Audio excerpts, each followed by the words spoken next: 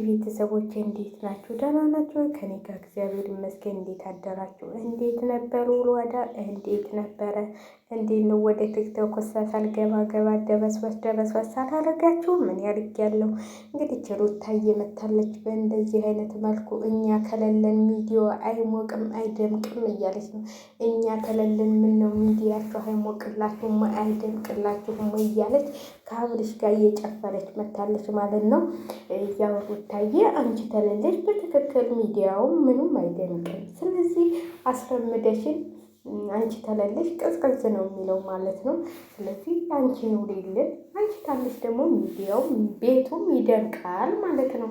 አብርሽም አንቺ ተለለሽ ከጎኑ እንትን ይልበታል፣ ሚዲያው ይቀዘቅዝበታል። ይኸው በቻናሉ እኮ ቪዲዮ መልቀቅ ታቆመ 3-4 ቀን ሆነው።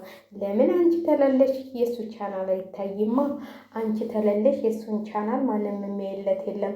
አንቺ ታለሽ ብቻ ነው የእሱ ቻናል ፎካ ፈካ ፊክት ብሎ የሚታይለት እና ለዚህ ነው። እና በነገራችን ላይ ሄርሜላን እንደው ቶሎ ብላችሁ ሄርሜላን ከህይወታችሁ ነቀል አድርጉ። 100,000 አስገቧትና ማለት ነው። 100,000 ካልገባች ሄርሜላ አትለቅምና ማለት ነው። ስለዚህ 100,000 ገብታ 100,000 ዋና ክብለው እንደራገር ማለት ነው። እና ያው ሩታ እየተለለች አብርሃም ቪዲዮ እንደማይለቅ ታውቃላችሁ። ሩታ ስትኖር ብቻ ነው ቪዲዮ በሱ ቻናል የሚለቀቀው እና ለዚህ ነው አንቺ ተለለሽ ቤት ውስጥ ስለማይደምቅ ነው ቻናሉም ሰሞኑን ቪዲዮ የማይጭንበት ማለት ነው። ለምን አንቺ ታለሽ ሁሉ ነገር ድምቅምቅ ስለሚል አንቺን እያየ የሚሰራው ቪዲዮ ደስ እያለው ስለሚሰራ ቢያጉመተምትም ያው ለቪዲዮ ብሎ ነው እንጂ ውስጡን ደስተኛ እየሆነ ስለሚሰራ ነው። ለዚህ ነው አንቺ ተለለሽ ሚዲያው የሚቀዘቅዘው። አንቺ ተለለሽ ለዚህ ነው ቻናሉ ቅዝቅዝ ብሎበት። በዚህ ላይ ሰሞኑን ያው ከሄርሜላ ጋር እንትን ስለሆነ በራሱ ቻናል ወደ አንቺ መምጣት ስላቆመ ነው መሰለኝ። ያው የሄርሜላን ተመካክራችሁ ነው። የሆቴሉም ቢሆን የሆቴሉም ገቢ ቢሆን ወደ እናንተው ስለሚመጣ ማስታወቂያ እየሰራችሁበት ነው። በነገራችን ላይ እነዚህ ሁሉ አሸርጋጆች ከማን ጀምሮ የሩታ ተከፋዮችና የሩታ እንትኖች ናቸው። የሩታ አሸርጋጆች የሩታ ጄሪዎች ማለት ነው። ያ ሁሉ የሚሰራው ሄርሜላን ብትሰራ ምንም ብትሰራ ገቢው ወደ ሩታ ነው። ስለዚህ ሩታዬ ደግሞ ትዘንጥበታለች፣ ትዋትልበታለች።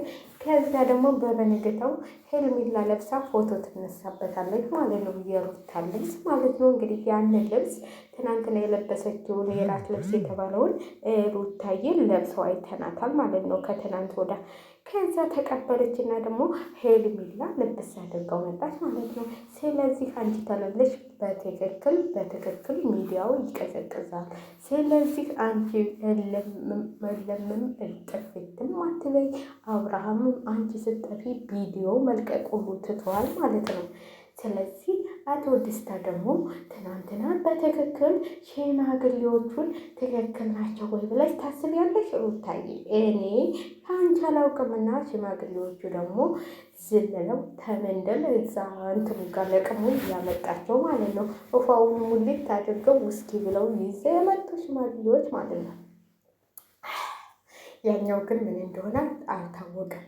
ውስኪ ከመቼ ወዲህ ነው እንደዚህ በእጅ ብቻ ተይዞ የሚመጣው? ውስኪ እኮ በሆነ ነገር እክሽፉን አድርጎ ነው እንጂ እንደዚህ ውስኪ መሆኑን ለማሳየት ነው። እንዲያረ የሽማግሌ እንትን ሆ ጉድ እኮ ነው ዘንድሮ። በጉስ ሴት አለ ሽማግሌ እኮ ብቻውን ውስኪ ብቻ ይዞ አይመጣም፣ በግም ይዞ ነው የሚመጣው። ስለዚህ በጉ የት አለ? በጉ ለመቼ ነው የሚመጣው? እናንተ ለመልስ ነው ለሽምግልና? እኔም ተሳሳትኩ መሰል። ምን ይታወቃል ብላችሁ ነው? እኔም ተሳሳትኩኝ። የሽማግሌ ሲላክ በግ ይመጣል እንድናንተ። እስቲ ነገር በኮሜንት ተሳውቁኝ። ለእንትን መሰለኝ ለመልስ መሰለኝ በግናው ውስኪ ይዞ የሚመጣው ለመልስ ነው። በግ የሚመጣው ለሽማግሌ ውስኪ እንደሚመጣ አውቃለሁ፣ ግን በጉ ለምን እንደሆነ አላውቅም። ስለዚህ እኔ ትክክል ነው ብዬ አላስብም። ትናንትና የሽማግሌዎቹ ነገሮች ግራ ገብተውኛል። ስለዚህ መልስ ስጭበት እልሻለሁኝ። ሩታዬ ምን አይነት ሽማግሌዎች ናቸው? አይን አይውጣ የሆኑ ሽማግሌዎች። መጀመሪያ እኮ ከእናት ቤት ነው መጀመሪያ ፈቃደኛ መሆኗ ልጅቷ ፈቃደኛ መሆኗ ተጠይቃ ነው ሽማግሌ እንኳን የሚመጣው እንጂ እንዲህ ነው አንቺ ፈቃደኛ ሳኮኝ ሽማግሌ ይዞ የሚመጣው። ቆይ ይሄ ምንትል ነው? መጀመሪያ አንቺ ፈቃደኛ ተሆንሽ በኋላ ወደ ቤተሰቦችሽ ነው ሽማግሌ የሚላከው። አንቺ እነሱ ተስማምታችሁ ነው እንጂ ሽማግሌ ላክ ብለሽው እሱ እንዴት ነው ሽማግሌ ይዞ የሚመጣው? አንቺ ታልተስማማሽበት ማለት ነው። ይሄም ግራ የሚገባ ነው። ይሄም ጥያቄ የሚያስገባ ምትል ነው። ይሄን የመሰለ ሸበላ ባልሽን ትተሽ ወደዛ ወደ አይን ወደ ሰማይ የሚያይባል እኔ ትክክል ነው ብዬ አላስብም። እንግዲህ ይቅር ይበለኝ። በስመ አብ ይቅር ይበለኝ። እያማሁ ነው እንዲ እናንተ ምን እያልኩ ነው? ውይ ይቅር በለኝ። እኔ ያየሁትን ነው የምመሰክረው። ውሸት አላወራም በነገራችን ላይ ውሸት ጥሩ አይደለም። ስለዚህ ያየሁትና የሰማሁትን ነው። ያየሁትን ደግሞ መናገር መብቴ ነው። ስለዚህ ከመናገር ምንድን ነበር ደጃዝማች አይቀርም የሚባለው ነገር ነው።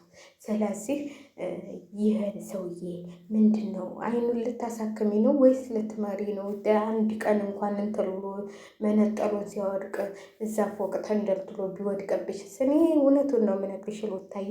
እንግዲህ ቀብራለሁ ባልሽ ይሻልሻል። ቀብራለሁ ባልሽን ጠበቅ አድርገሽ ያዢ። ይኸው እንደዚህ ጡንቻው ራሱ ያንተም ማቀፍ ራሱ እንዴት እስከሚያቅትሽ ድረስ። ስለዚህ ባልሽን ጠበቅ አድርገሽ ያዢ። ይሄኛው ምንድን ነው? ይሄኛውን እንኳን መምራት ደግሞ እንደው አብርሽን በለመደ እንትልሽ አሁን ምትት ያለሽ እንጂ።